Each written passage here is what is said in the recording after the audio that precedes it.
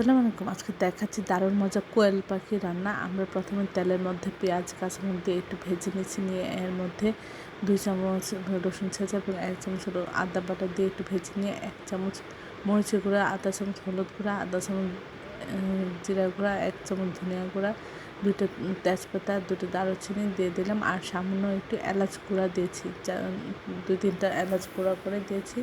তারপর এখানে কোয়েল পাখিগুলি দিয়ে আমরা প্রথমে একটু কষিয়ে নিচ্ছি। তারপর আবার অল্প পরিমাণ পানি দিয়ে আমরা কষিয়ে নেব। এখানে 4 থেকে 5 বার আমরা গরম পানি অল্প অল্প দিয়ে কষিয়ে এটা রান্না করব।